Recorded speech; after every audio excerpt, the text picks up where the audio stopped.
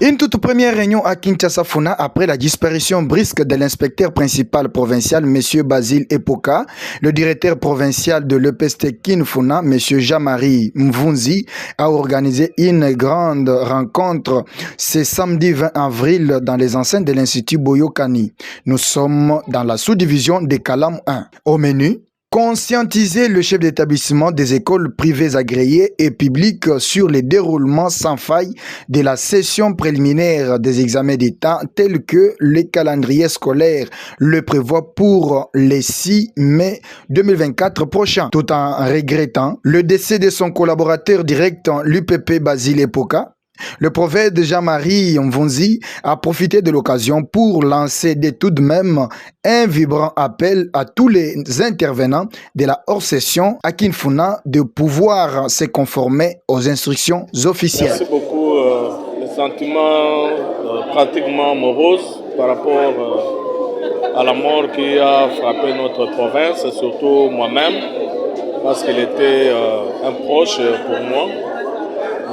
Les activités approchent aussi par rapport à l'examen d'État. Cette réunion que nous avons programmée ensemble aujourd'hui, je l'ai tenue pratiquement seul. Il était important que nous puissions sensibiliser les chefs d'établissement et rappeler certaines instructions liées à l'organisation de l'examen d'État, du comportement qu'il devait avoir pendant cette période et même avant que le paiement de frais, la fixation de frais, il devait respecter cette instruction-là. C'est tout ce que nous venons de partager avec les chefs d'établissement. La façon dont on a travaillé, le chef d'établissement qui va s'hasarder à pouvoir créer ces désordres s'exposera parce que nous avons toutes les données de tout ce qui a été fait. Avant la disparition de l'IPP, nous avons tout. Rien ne nous échappe en ce moment ici, donc on maîtrise la situation.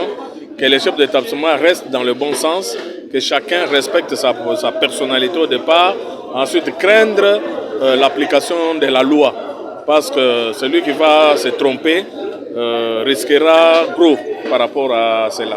Il est impérieux de rappeler dans tout prochain jour un programme détaillé sur les obsèques de l'illustre disparu sera rendu public afin de permettre à tout le monde d'honorer la mémoire de ces cadres de l'EPST. La rédaction de Peuple d'Abord Télévision présente ses sincères condoléances à la famille biologique et celle de l'EPST.